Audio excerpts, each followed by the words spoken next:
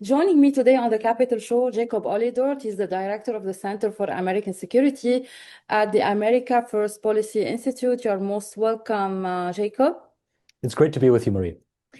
You stated recently that you said, we absolutely must give Ukraine what it needs to achieve victory.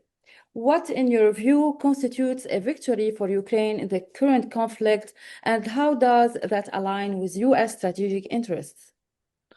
Well, I think that was a sentiment a while back. The context has changed. The president has been very clear that we need peace right now between Russia and Ukraine. And that is the fundamental focus right now. And so what that means, and part of that was obviously the idea potentially of providing the Tomahawk missiles, of course, that didn't go through at the moment. But all of these are tools at the president's disposal to make peace come about. And I think right now the focus is finding a way for both sides to come to the table. And really, I mean, the president's been very clear in recent weeks with Vladimir Putin for him to stop escalating as well. And so, we're at an inflection point in the war. Ukraine has demonstrated its ability to defend itself, but we don't see yet both sides sitting down. So I think this is the focus right now.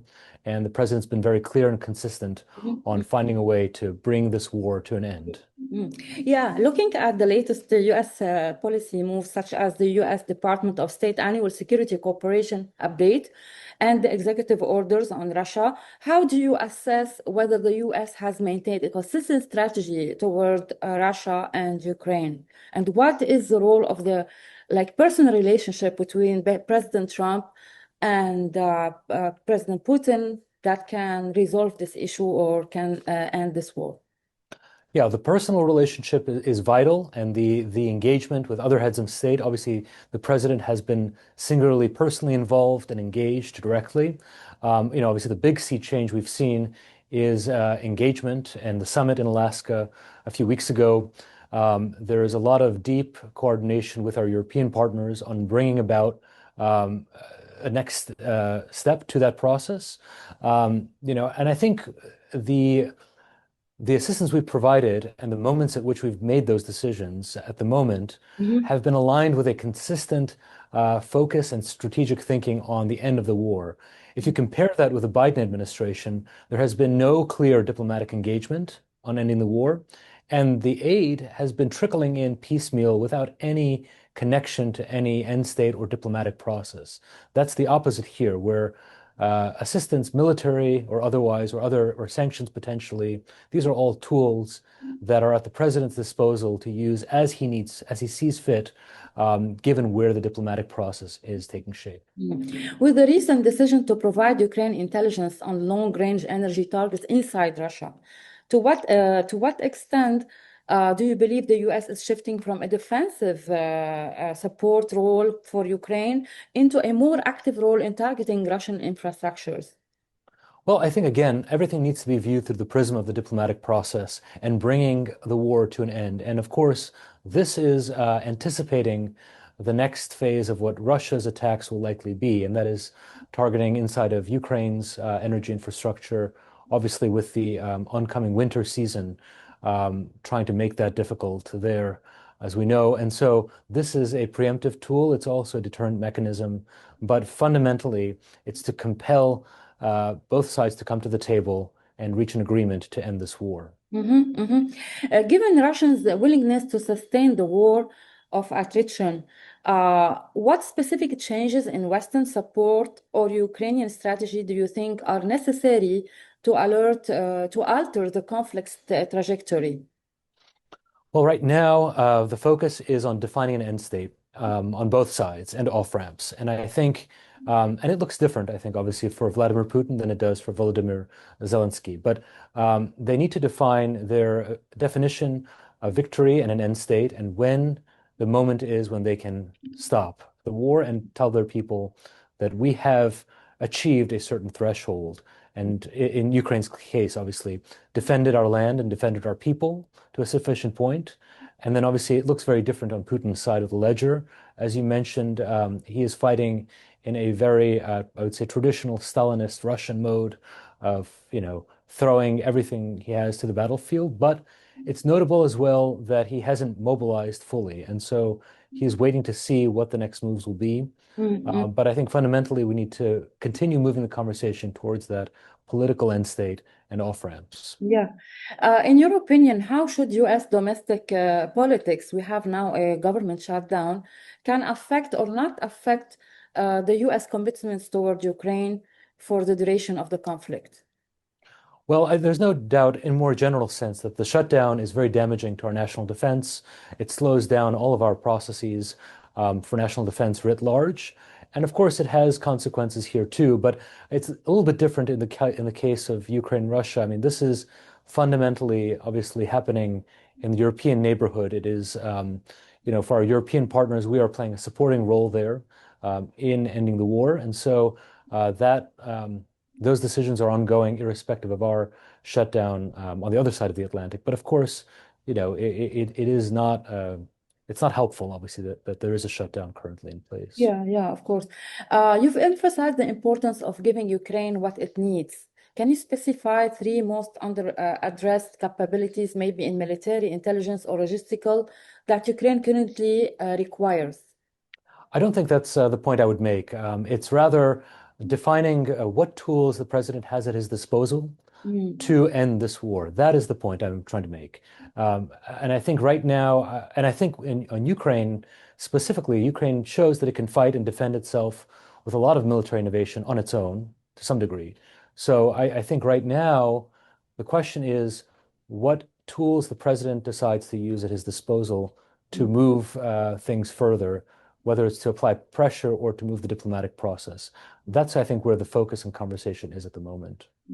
Is there any relation between the peace process or the peace agreement 2025 that was signed in Sharm el-Sheikh to end the war in Gaza and the plan 20-point plan for Gaza? Is there any relation with Ukraine and the war in Ukraine between Ukraine and Russia? Oh, absolutely. I believe there is.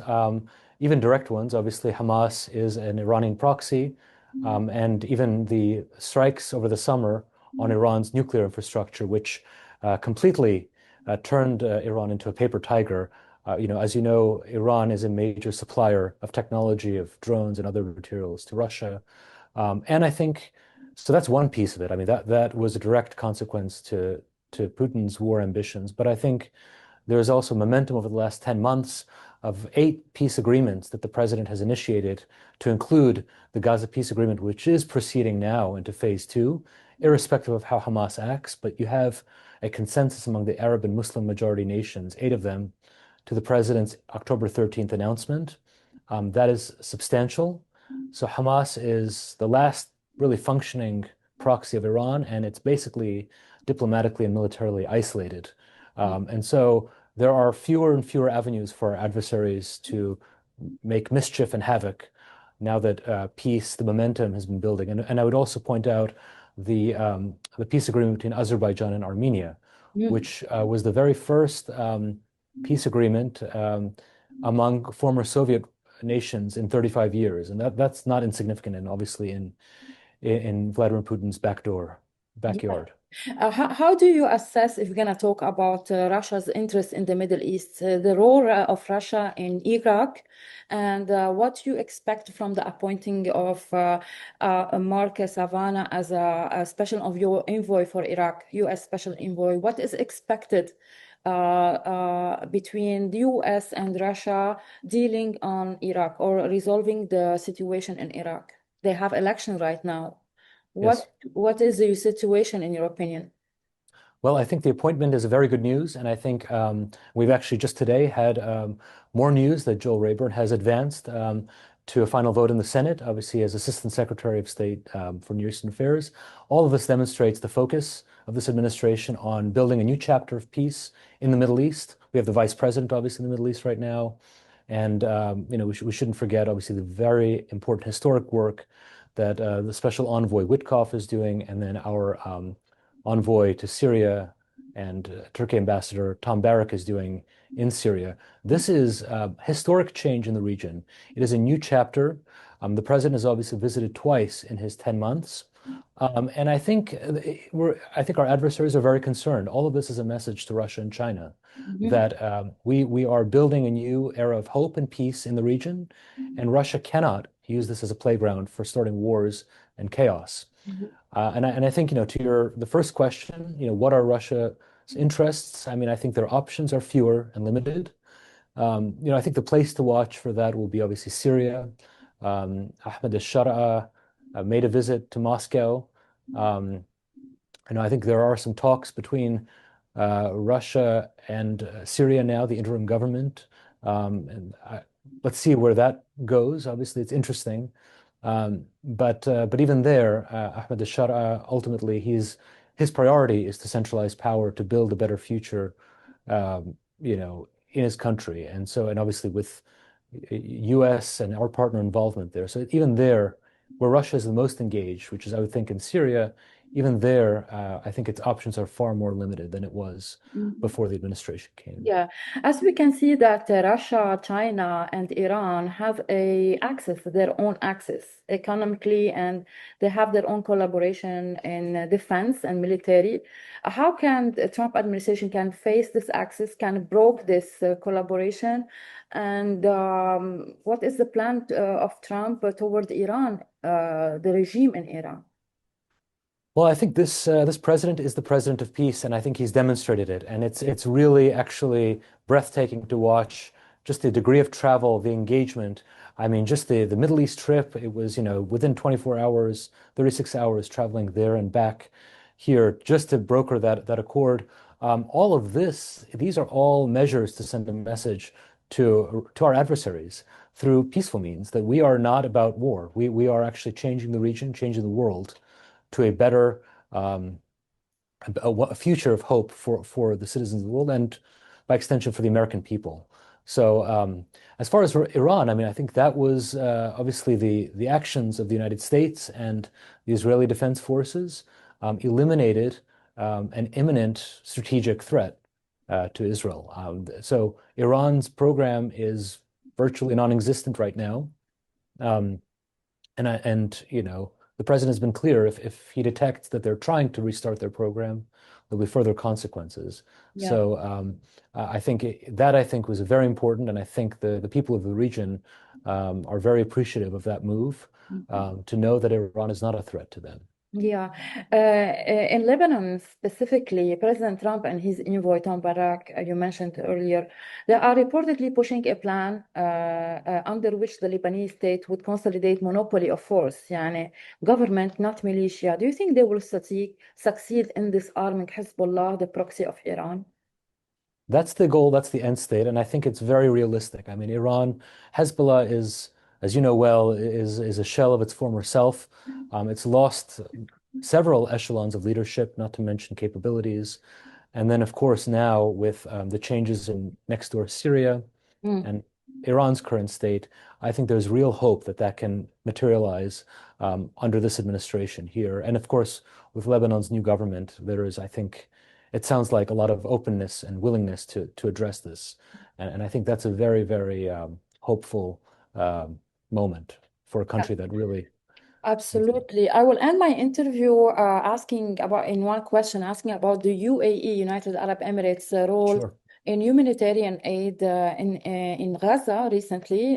Today sure. we had like sending more aid, and also in Ukraine, and they were like partnering with the US in swap, prisoner swap between Russia and Ukraine. How do you see the role of one of the biggest allies of the United States, which is the UAE and its leadership? Oh, it's critical. It's been critical throughout our various engagements in the region and in the world, and you mentioned a few of those. And I think in Gaza now, I mean, it's taking a leadership position among other Arab partners in the region for rebuilding Gaza's future. Aid has been coming in, and I think that's an important point that despite the threats and the problems Hamas is currently causing on the ground in Gaza. We've had over 1,000 humanitarian trucks enter Gaza, dozens of trucks of fuel alone since the ceasefire was announced. So obviously more can come in if Hamas stops completely what it's doing. It's targeting of civilians currently and other aspects of its activities. So, but I think our regional partners are a critical role in that process, and obviously the UAE is at the top of the list. Jacob, thank you so much again for Thank you, Maria. the show. Hopefully, for future interviews in the upcoming weeks and days. Thank you so much. Yes, thank you very much.